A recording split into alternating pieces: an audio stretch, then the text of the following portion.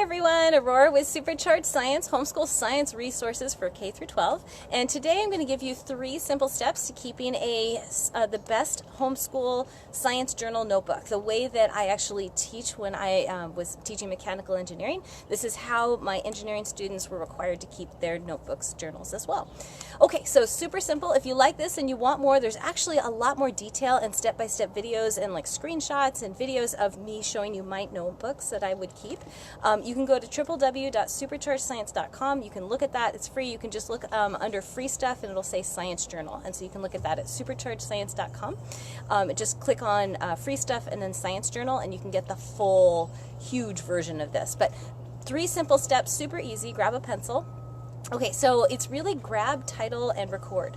So the first thing you want to do is you want to get a notebook. Pretty obvious, but make sure it's just dedicated to this one area. So you could have a notebook just for your great ideas. You can have a notebook for when you're doing your science fair project. You could have a notebook for by topic, so physics, biology, chemistry. So just make sure you have a notebook that's dedicated to it. You don't have a lot of other things in there because they can get lost in the shuffle. The second thing I always do is I always number all the pages. That way, and I always skip 2 pages in the beginning, one for the title page and one for the table of contents. So every time I am working through this notebook, it could be a 3-ring binder if you prefer.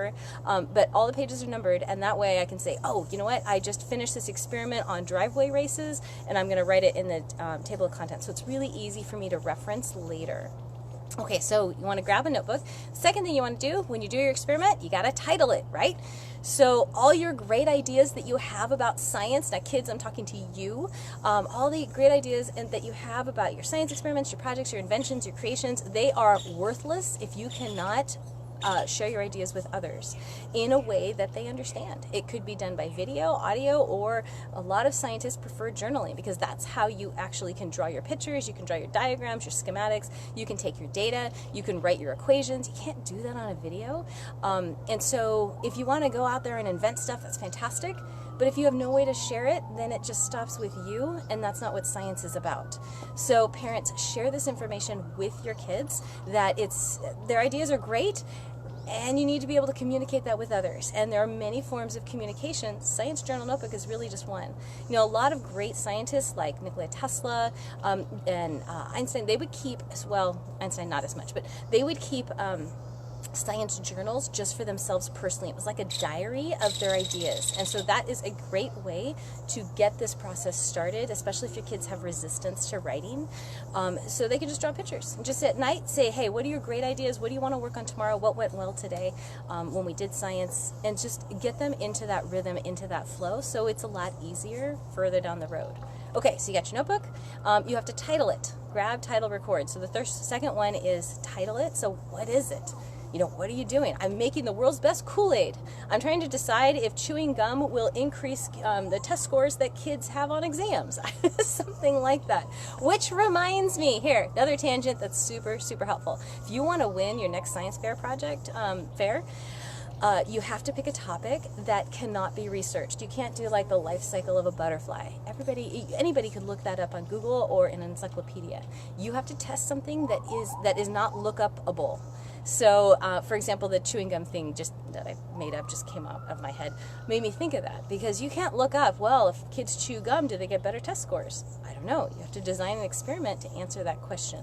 Science is a process. It's a way of thinking. It's a way of asking questions, getting back answers. I don't know. Is that true? Is that not true? Eating a lot of sugar before an exam, do kids do better or worse? If they have a lot of sleep, I don't know. These are all experiments that you could do that you can't necessarily look up. Make sense? Okay, so just title it. Put it big bold letters across the top. One time I was trying to make a hoverboard. Didn't work, but I put it in my journal. I actually also put in there when I was thinking, it was in 4th grade, time machine. So whatever it is you're trying to do, that's what goes on the top. And then the third step is where you're going to spend most of your time. So you got your notebook, you've titled it, you know, you're going to be making a hoverboard, say. And so now you're just going to record. What are you doing? Snap pictures of yourself, have your parents take pictures of you as you go along, stick those in there. Draw pictures of your ideas and also what worked, what didn't work, what you might have recommendations for next time, what you might do differently, what did you test? So all of that goes in there. And depending on the grade level of your kids, this is going to be either super simple, like I described with pictures, diagrams, just ideas, questions, or it's going to be very complex, and there are 7 major steps that, for example, university students need to include in that process.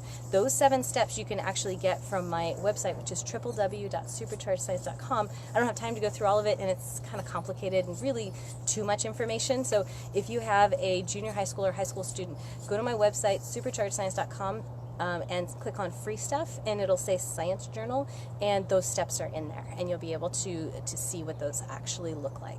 And it is actually something you can turn in and hand in. So as a young professor, I developed this because there was no systematic approach in mechanical engineering when I was teaching of how to do this. You know, every professor had their own way they wanted journals done.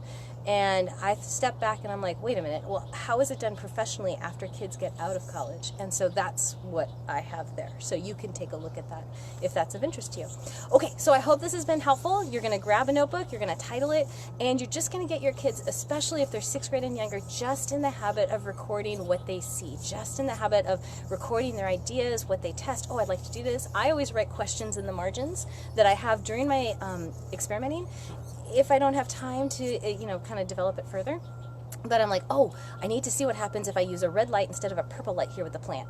But I don't have time to do this now. And so I always look in the margins for really cool ideas for new experiments. So that's something that I do personally. So I hope this has been helpful.